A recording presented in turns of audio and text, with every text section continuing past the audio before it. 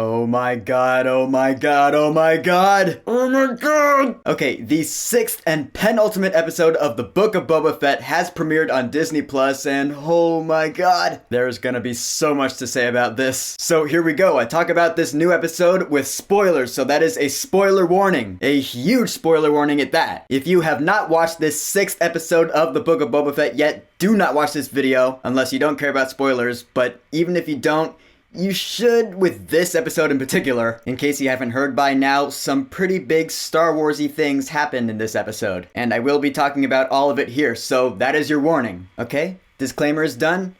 Here we go! And so, once again, this episode, like the last episode, it pretty much said, screw Boba Fett. We're now dealing with other, more important Star Wars-y stuff. I mean, yes, granted, Boba Fett does in fact make an appearance in this episode, but it's not like he has any lines or anything. But it's true, this episode does incorporate more of the main plot of this show than the previous episode did. You know, the whole war with the Pikes and such. And we start this episode off with the re-emergence of Timothy Olyphant as Marshal Cobb Vanth, who we remember from the first episode of Season 2 of The Mandalorian. Which I guess it's safe. I mean, is there anyone who's watching this show who has not watched The Mandalorian first? I imagine there's someone in the world who is, but I'm pretty sure that's a small margin. But yeah, Cobb Vanth is back. This first scene is him scaring off some Pikes, so alright, good to see him again. But then, quickly, we are back with Din Djarin, the Mandalorian, who we reunited with in the last episode. We remember he said, I gotta go see an old friend. So he goes to this luscious green planet, and I was like, oh my god, no way. We're gonna see Grogu again, and wait a minute. But alright, hang on, I'm getting ahead of myself. I mean, Din Djarin lands his Naboo starfighter, and the first person who meets us is R2-D2. And right there, seeing him, I was like, alright, we're seeing Luke again. Holy shit! We see that Luke's Jedi Academy is being built. This is the academy that we see being burned down in the sequel trilogy. Yeah, it's a shame to know its dark fate before it's even finished with construction. But still, in this time period, we don't know that yet. As far as we're concerned here, this is a fresh new story. And then we see them. Grogu is training with Luke Skywalker. And yeah, so we have Grogu and Luke Skywalker himself again in a new Star Wars adventure in live action. And dude, okay, this is scary. Luke Skywalker here looks amazing. It's, oh my god.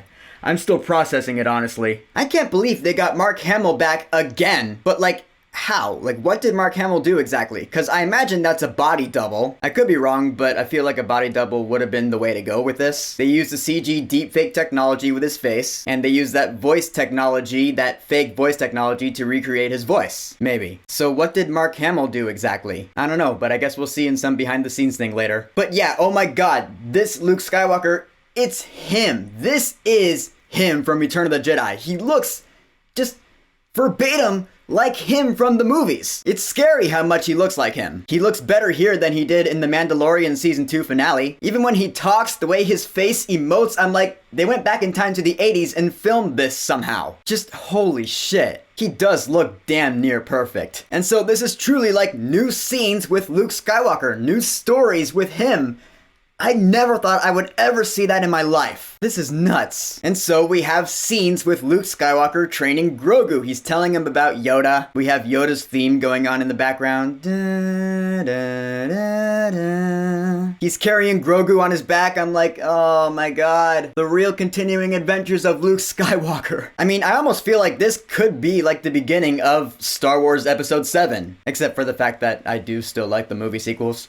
There is that. I'm just saying though, it's crazy. Luke is teaching Grogu about the ways of the Force. He's training him with that training remote ball. And it's funny, that scene where Grogu is jumping around, I'm like, okay, that looked kind of odd, but I mean, I don't know how else they would pull that off, so there is that. But also, I mean, Luke Skywalker is not the only surprise this episode has, cause Din Djarin is waiting there, and all of a sudden we are greeted by Ahsoka Tano. Yes, Rosario Dawson returns as Ahsoka Tano. I was not expecting that at all. I wasn't expecting to see her again until her own show. But the fact that she's here, I was like, okay, what? Has she met Luke? Because there is so much that could happen between the two of them. I'll touch more on that in a second. But alright, Din Djarin meets again with Ahsoka Tano, and he gives her this gift that he had made from the Beskar, which I thought was going to be a little ball, but it's not. It's actually a little vest, a little mithril chainmail, which, alright. Clever, that's smart. It would serve Grogu better than a ball. But Ahsoka actually forbids Din from seeing Grogu again. She says Grogu would become too attached to him again. And like the armorer said in the last episode, to master the ways of the Jedi, they have to forego all attachment. Meaning Grogu has to let Din Djarin go. It's a sad thing,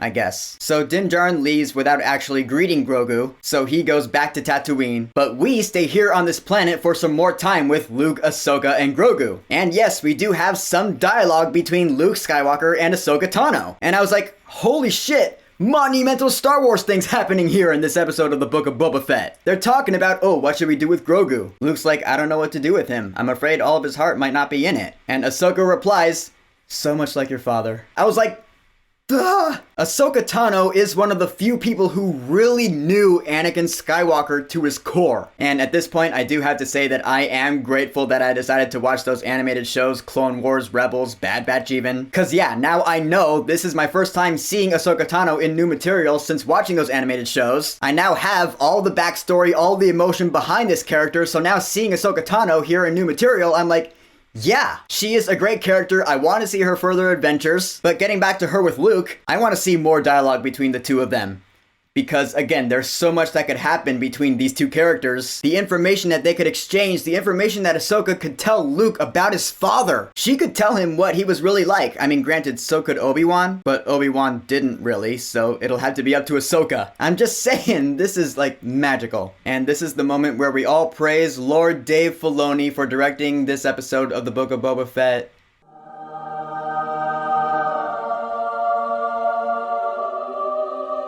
Dave Filoni is to Star Wars what Kevin Feige is to Marvel. I see that now. And so after this whole Luke and Grogu and Ahsoka and Din Djarin scene on this planet, we go back to Tatooine and we're like, oh yeah, Boba Fett. You know, the whole point of this show, or at least what it's supposed to be. Right now I'm kind of questioning that. But okay, we do have this meeting scene in Jabba's palace. We are still planning against the Pikes, and we have our team now, our crew, Boba Fett, Fennec Shan, Din Djarin, the Gamorrean guards, Black Chrysanthemum, the punks, and Fennec Shan breaks it down. We have a plan, we have the muscle, we know where everything is, but the one thing we don't have is enough foot soldiers to cover our territory if an all-out war with the Pikes breaks out, which it will. I imagine that's what next week's finale is gonna be, the war with the Pikes. And so we need people, we need soldiers, we need cannon fodder. And so Din Djarin is like, alright, I think I know a guy. And so once again we go with him on his side quest. We go back to Mos Pelgo, or I guess now it's called Freetown, fitting name I guess. And we meet back up with Cobb Vanth, and we're like, hey,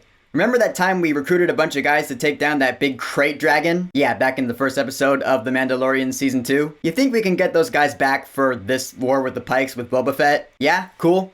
Thanks. Okay. So then Din Djarin leaves, but we stick around here for a little while longer, and okay, here comes another surprise. Cause the second that silhouette showed up in the distance, I was like, no fucking way. I know exactly who that is. Holy shit, I did not see this coming. Folks, this is the arrival of live-action Cad Bane! Yes, Cad Bane has made his way from the animated Star Wars series into live-action. He looks great, first of all. I mean, he's going noseless like Voldemort. That's kind of weird, but other than that, I mean, he's got the tube things and the hat, his signature cowboy hat. I'm like, that's Cad Bane.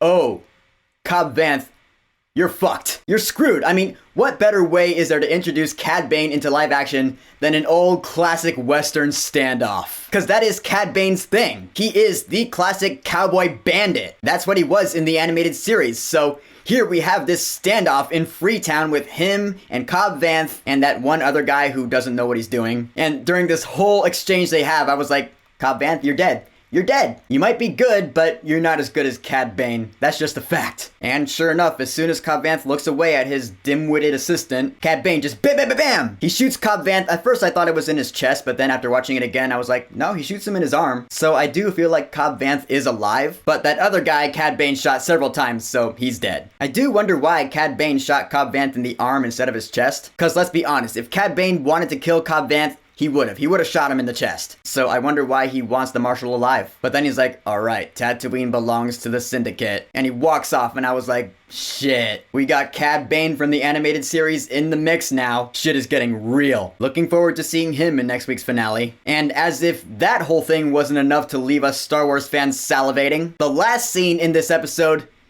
Dude, emotional damage! We're back with Luke and Grogu, and Luke gives Grogu a choice. He takes out the Beskar chainmail, and then he takes out Yoda's old lightsaber, and he says, alright Grogu, you can choose to either go back to your Mandalorian friend and leave behind the ways of the Jedi and go back to your attachment, or you can take the lightsaber and learn the ways of the Jedi, leaving your Mandalorian friend behind, and leaving behind all attachment. You have to choose one or the other. I was like, what? First of all, I feel like Luke's being a straight up hypocrite here. Cause he's saying in order to be a Jedi, you have to forego all attachment.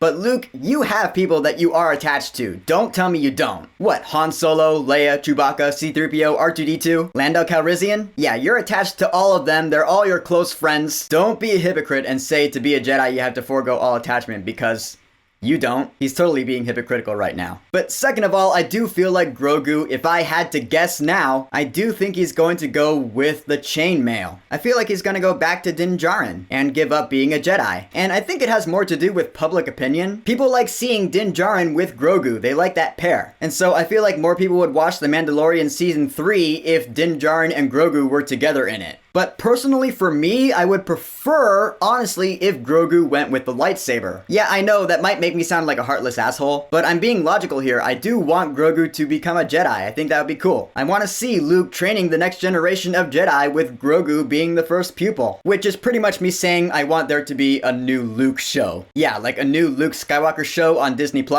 I want to see that. Call it The Legacy of Luke. That'd be cool. In the end, this 6th episode of the Book of Boba Fett, dude, probably the most monumental thing we've seen in live-action Star Wars on Disney Plus yet. Who else could have directed this but Dave Filoni? Again, it didn't have much to do with Boba Fett himself, so that is another minus point for this show. It is. I can't deny that. But just the implications here. Luke Skywalker with Grogu and Ahsoka Tano and Cad Bane. Again, I'm so glad I watched the animated shows, so I knew about Cad Bane before this episode. But I will be honest, I'm still looking forward to next week's finale. I want to see what becomes of Boba Fett. So, the 6th episode of the Book of Boba Fett, titled Chapter 6, From the Desert Comes a Stranger. Have you watched it yet? I certainly hope you have at this point. What do you think about it, and what is your favorite scene in this episode? There's a lot to pick from. Whatever you think, go ahead and leave a comment. And of course, thank you for subscribing.